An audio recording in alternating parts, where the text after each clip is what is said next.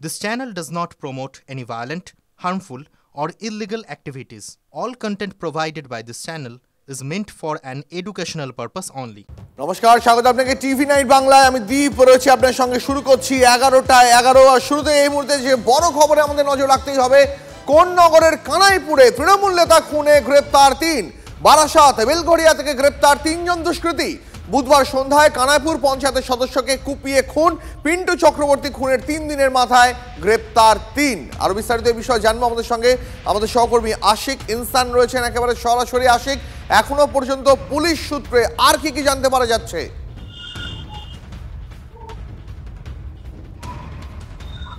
দীপ, দেখো, তোমাকে জানিয়ে রাখবো যে পুলিশ সূত্রে যেমনটা আমরা জানতে পারছি, বারাসাত এবং বেলঘরিয়া এলাকা থেকে 3 জনকে গ্রেফতার করা হয়েছে পিন্টু চক্রবর্তী খুনের মামলায়। তার মধ্যে কিন্তু কানাইপুর এলাকার এক কুখ্যাত দুষ্কৃতীর ভাই রয়েছে এবং তার সঙ্গে 2 জন সুপারি কিলার রয়েছে। এর পাশাপাশি কিন্তু পিন্টু চক্রবর্তীর ব্যবসায়িক এক পার্টনার, তাকেও কিন্তু ইতিমধ্যেই আটক করা হয়েছে পুলিশ সূত্রে যেমনটা জানতে পারছি। মূল যে বিষয়টা পুলিশ সূত্রে উঠে আসছে যে একটি জমি সংক্রান্ত বিষয় নিয়ে কিন্তু পিন্টু চক্রবর্তীকে খুন করা হয়েছিল বলে পুলিশ সূত্রে এই মুহূর্তে জানা যাচ্ছে। তবে কারা আমাদের সঙ্গে থাকো এই মুহূর্তে, আমাদের সঙ্গে থাকো, আমি আসবো তোমার কাছে। এই মুহূর্তে একটা সিসিটিভি ফুটেজ দেখাচ্ছি আপনাদের। এই মুহূর্তে দেখুন একবার, জমি নিয়ে বিবাদের জেরে সুপারি কিলার দিয়ে খুন বলে পুলিশের অনুমান। এই মুহূর্তে টিভি9 বাংলার হাতে এক্সক্লুসিভ সিসিটিভি ফুটেজ। কোন নগরে তৃণমূল নেতা খুন, 3 জন এখনো পর্যন্ত গ্রেপ্তার। সুপারি কিলার দিয়ে তৃণমূল নেতাকে খুন করা হয়েছে এমনটাই পুলিশ সূত্রে খবর। আটক করা হয়েছে তৃণমূল নেতার ব্যবসার পার্টনারকে। এই মুহূর্তে একদম সিসিটিভি ফুটেজ দেখাচ্ছি আপনাদের। এই মুহূর্তে কোন নগরে তৃণমূল নেতা খুনের এক্সক্লুসিভ সিসিটিভি ফুটেজ দেখছেন আপনি টিভি9 বাংলায়। আশিক রয়েছেন আমাদের সঙ্গে। আশিক, আমরা যে সিসিটিভি ফুটেজ দেখাচ্ছি এক্সক্লুসিভ একেবারে, এর পাশাপাশি যেমনটা তুমি জানাচ্ছিলে যে সম্ভবত একটা জমি, সেই জমি নিয়ে বিবাদের জের, আর তাই সুপারি কিলার দিয়ে খুন করা হয়েছে এই তৃণমূল নেতাকে, এমনটাই পুলিশ সূত্রে জানতে পারা যাচ্ছে।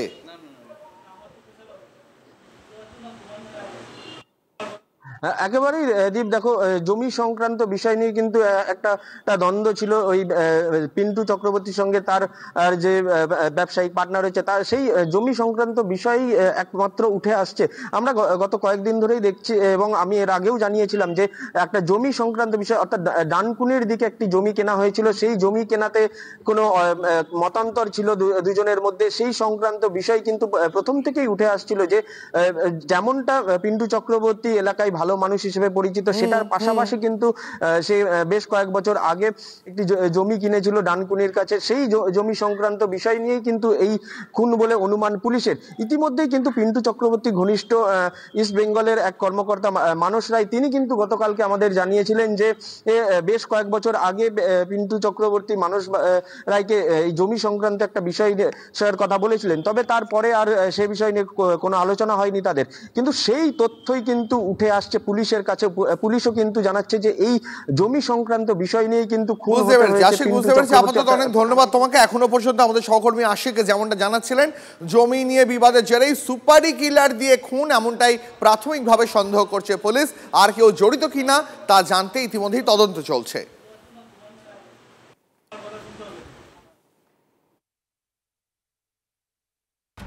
নিয়োগ দুর্নীতির প্রতিবাদে গান বেঁধে এর আগেই শাসকের রোষে পড়েছিলেন, আর এবার সেই শিল্পীকে ল্যাম্প পোস্টে বেঁধে পেটানোর নিদান দিলেন তৃণমূল নেতা উদয়ন গুহ।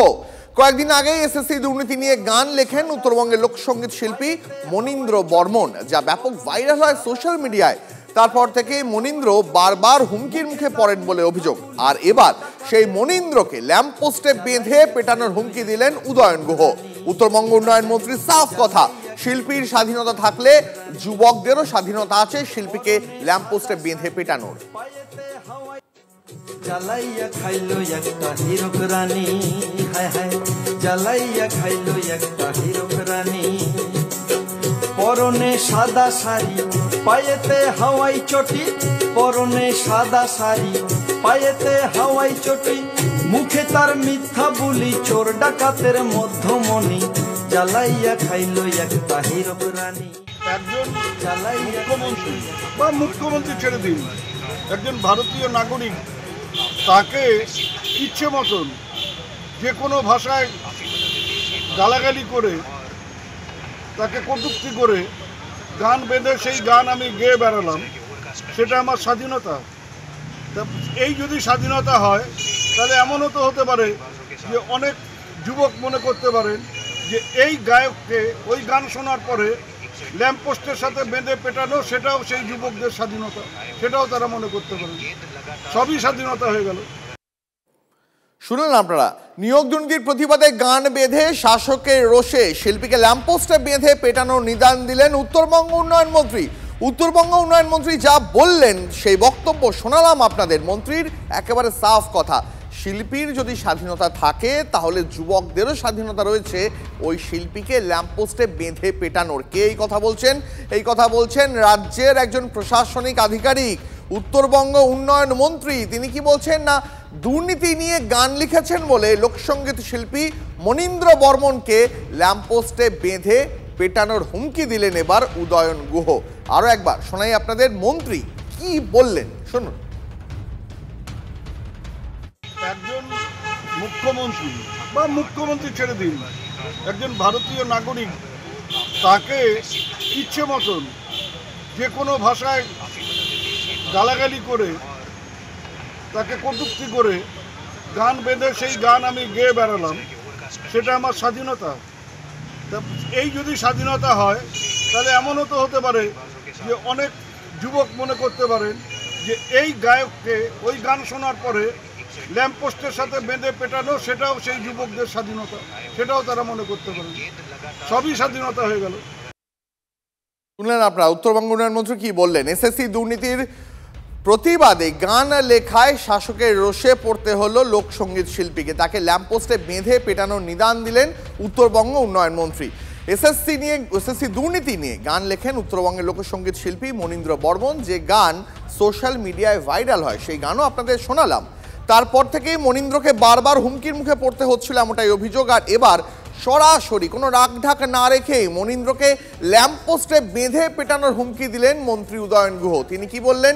বললেন যেমন শিল্পীর স্বাধীনতা রয়েছে তেমনি যুবকদেরও স্বাধীনতা রয়েছে ওই শিল্পীকে ল্যাম্পপোস্টে বেঁধে পেটানোর।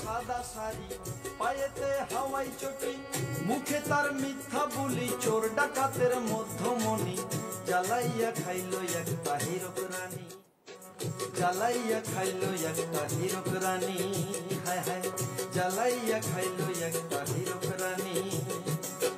পরনে সাদা শাড়ি, পায়েতে হাওয়াই চটি, পরনে সাদা শাড়ি, পায়েতে হাওয়াই চটি, মুখে তার মিথ্যা বলি, চোর ডাকাতের মধ্যমণি। যে গান শোনাচ্ছে আপনাদের, এই গান ইতিমধ্যে সোশ্যাল মিডিয়ায় ব্যাপক ভাইরাল। আর তারপর থেকে মনীন্দ্রকে বারবার হুমকির মুখে পড়তে হচ্ছে এমনটাই অভিযোগ। এই মুহূর্তে বিজেপি নেতা সজল ঘোষ রয়েছেন আমাদের সঙ্গে। সজলবাবু, আমরা উত্তরবঙ্গের একজন লোকসঙ্গীত শিল্পী মনীন্দ্র বর্মন, তার একটি গান এসএসসি নিয়োগ দুর্নীতির প্রতিবাদে লেখা একটি গান ব্যাপক ভাইরাল হয় এবং সেই গান ভাইরাল হওয়ার পর এবার উত্তরবঙ্গ উন্নয়ন মন্ত্রী বলছেন যে ওই শিল্পীকে ল্যাম্পপোস্টে বেঁধে পেটানোর নিদান দিচ্ছেন তিনি। কি বলবেন?